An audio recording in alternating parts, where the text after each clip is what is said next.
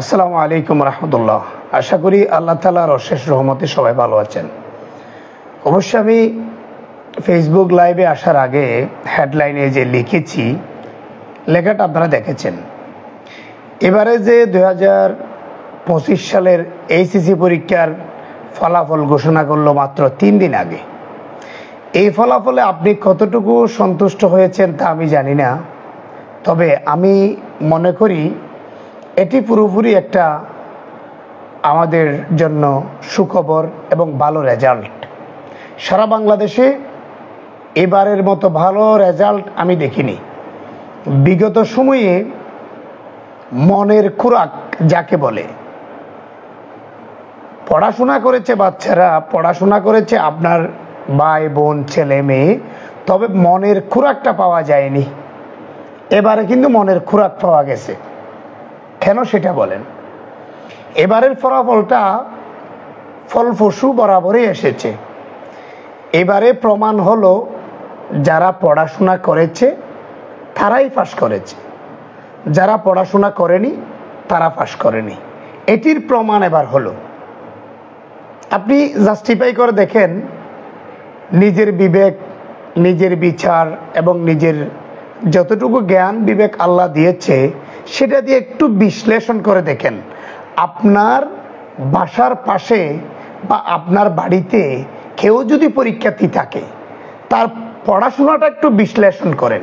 সে কি আসলে বাসায় পড়াশোনা করেছে, না বন্ধুদের সাথে আড্ডা দিয়েছে, না প্রেম করে প্রেমিকের সাথে বাইকের পিছনে ঘুরেছে, না টিকটক করেছে, না মোবাইল দিয়ে নানান জায়গায় ভ্রমণ করে সে মোবাইলের ভিডিও ধারণ করে টিকটক অথবা ফেসবুক যে কোনো কিছুতে ব্যবহার করেছে। সময়টা সে কোথায় নষ্ট করেছে আপনি একটু খেয়াল করে দেখুন। এই বিবেক বিচার যখন করে দেখবেন, আপনি আপনার বাস্তব চোখ দিয়েই দেখবেন যে যারা পড়াশোনা করেছে, পরিশ্রম করেছে, তারাই পাস করেছে। আমি আমার আশেপাশের অনেককেই দেখেছি। আমি যেখানে আছি আমার গ্রামগঞ্জে বা আমি কক্সবাজার শহরে যেখানে আমার অবস্থান, আমি আশেপাশে দেখেছি যারা পড়াশোনা করেছে, বাবা তাকে কলেজে ভর্তি করিয়ে দিয়েছে, সাথে একটা বাইকও কিনে দিয়েছে। সেই বাইক দিয়ে ছেলে পড়াশোনা করেনি, সে একটা মেয়ের সাথে প্রেম নামক সম্পর্কে জড়িয়ে সে সমুদ্রে ঘুরেছে, পাহাড় পর্বতে ঘুরেছে, কন্টেন্ট তৈরি করেছে, সে নানানভাবে ভিডিও তৈরি করেছে, টিকটক বানিয়েছে, ফেসবুকেই সারাক্ষণ সে সময় দিয়েছে। সে দেখবেন সন্ধ্যা রাত দুপুর শুধু মোবাইলেই টিপতে তার সময় গেছে। সে বই বিশ্লেষণ করেনি, বইয়ের পড়াগুলা বিশ্লেষণ করেনি, মনোযোগ দিয়ে পড়েনি এবং এই শিক্ষা ধারণ করে আমি একটু উন্নত দিকে যাব বা উচ্চ লেভেলে যাব, আমার শিক্ষার মান অনুযায়ী আমি কলেজে যাব, বিশ্ববিদ্যালয়ে যাব, আমি দেশে একজন ইঞ্জিনিয়ার হব, ডাক্তার হব, মাস্টার হব বা দেশের জন্য ভালো কল্যাণ বয়ে আনব, এমন দিক কিন্তু তার ছিল না। বাবা এসএসসি পাস করার পরেই কলেজে যাওয়ার আগে তাকে বাইক নিয়ে দিয়েছে, বাবার স্বল্প টাকা আছে, সেটা দিয়ে ছেলের পিছনে ব্যয় করেছে, মেয়ের পিছনে ব্যয় করেছে। ছেলে মেয়েকে রীতিমতো গাইড করেনি। ছেলে মেয়ে কোথায় যাচ্ছে, কি করতেছে, তার মেধা অনুসারে সে বরাবরই কি শিক্ষায় মেধা দিচ্ছে, না প্রেম নামক সম্পর্কে জড়িয়ে গেছে, ভ্রমণে জড়িয়ে গেছে, আড্ডায় জড়িয়ে গেছে, মসন্ড, আমাদের আঞ্চলিক ভাষায় একটা বলে মসন্ডগিরি। সে কি মসন্ডগিরি করেছে, না পুরোপুরি শিক্ষায় সে তার অন্তর দিয়ে, তার ইচ্ছা শক্তি দিয়ে সে পড়াশোনা করেছে? সেটি যদি একটু বিশ্লেষণ করে দেখেন, দেখবেন যারা পড়াশোনা করেছে, শিক্ষার দিকে এগিয়ে গিয়েছে, মনোযোগ সহকারে পড়েছে, তার অর্থের দুর্বলতা থাকলেও সে কিন্তু বরাবরই পাস করেছে। আর বিদায় অনুষ্ঠানের ড্যান্স বিদায় অনুষ্ঠানে পার্টি এনে ড্যান্স করেছে, সেই ড্যান্সের ফলাফল কি হয়েছে সেটাও দেখেছে। আমি এসএসসি পাস করলাম, কলেজে যাব, সেটা আমি আমার সৃষ্টিকর্তার কাছে প্রার্থনা করি, আল্লাহ আমি এসএসসি শেষ করেছি, এসএসসি শেষ করে আমি এইচএসসিতে যাচ্ছি, আমার ফলাফল যাতে এসএসসির চেয়ে এইচএসসিতে ভালো হয়। এই অন্তর ধারণ করে যে শিক্ষার্থীরা পড়াশোনা করেছে তারা কিন্তু ঠিকই পড়াশোনায় জিতে গেছে। এখানে আমাদের দেশে দেখবেন হোস্টেলে থেকে অনেক ছাত্রছাত্রী পড়াশোনা করে, তাদের আদর্শর মধ্যে একটু খেয়াল করেন।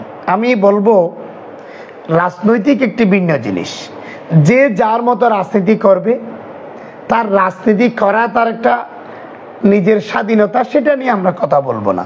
তবে কলেজে গেলে একটা জিনিস চোখে পড়ে, দেখবেন যখন স্কুল কলেজে ভর্তি হয়, যখন সে শিবির করে বা জামাতের অঙ্গ সংগঠন ছাত্র শিবির যারা করেছে, কলেজ লাইফে দেখবেন ছাত্র শিবির করা ছেলেগুলো অত্যন্ত মেধাবী। আসলে কেন তারা মেধাবী সেটা একটু বিশ্লেষণ করেন।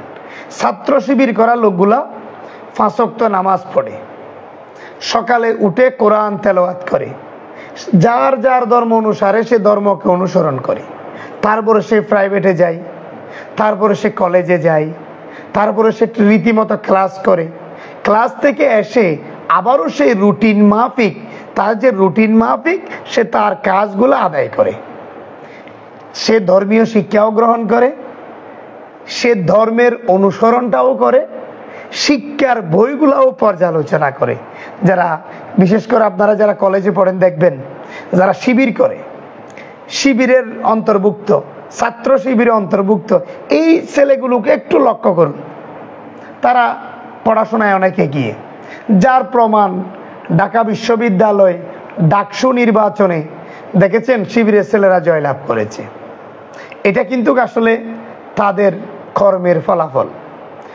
এরপর আসেন রাজশাহী বিশ্ববিদ্যালয়, নামকরা একটি বিশ্ববিদ্যালয়, সেখানেও ছাত্র শিবিরের ছেলেরা জয়লাভ করেছে। চট্টগ্রাম বিশ্ববিদ্যালয় চাকসু, সেখানেও চাকসুতেও ছাত্র শিবিরের ছেলেরা জয়লাভ করেছে। এরপরে আসেন জাহাঙ্গীরনগর বিশ্ববিদ্যালয়, হ্যাঁ জাকসু, সেখানেও ছাত্র শিবিরের ছেলেরাই জয়লাভ করেছে।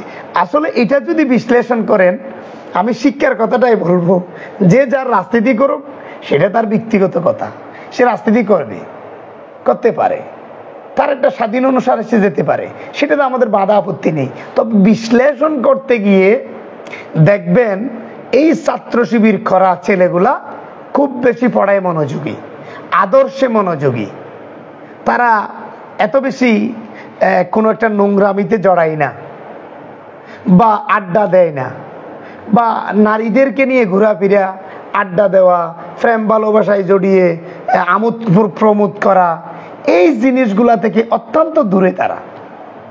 সেই জন্য 2-3 দিন পরে হলেও অনেক কিছু গবেষণা করে, বিশ্লেষণ করে, সব কিছু পর্যালোচনা করে দেখলাম আমাদের এই যে টেকনাফ কলেজ, কক্সবাজারের উকিয়া কলেজ, উকিয়া মহিলা college, Ramu college, Cox's Bazar college, এরপরে কক্সবাজার মহিলা কলেজ, চকরিয়া কলেজ, ঈদগাহ কলেজ, সব কিছুই বিশ্লেষণ করে দেখেন কক্সবাজার আদর্শ কামিল মাদ্রাসা, কক্সবাজার আদর্শ কামিল মাদ্রাসায় 73 জন ব্যক্তি পরীক্ষা দিয়েছে, পরীক্ষায় অংশগ্রহণ করেছে 73 জন, তার মধ্যে 72 জনেই এ প্লাস পেয়েছে, 72 জনেই এ প্লাস পেয়েছে।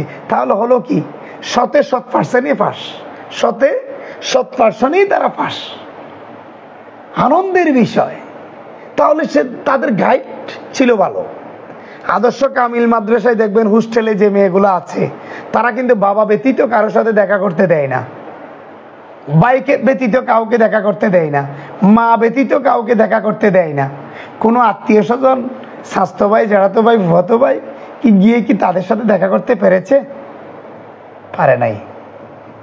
এরপরে আপন বাগিনাও যদি যায়, তো প্রমাণ সূত্রে যদি বাগিনা হয়, হয়তো তার আন্টির সাথে পড়াশোনা করতেছে, একটু দেখা করে আসতে পারে। কিন্তু এই রক্তের বন্ধনে মা বাবা ভাই বোন ছাড়া কারো সাথে যোগাযোগ করতে তারা দেয় না। এই যে কক্সবাজার আদর্শ কামিল মাদ্রাসার এই আদর্শটা আমরা দেখেছি।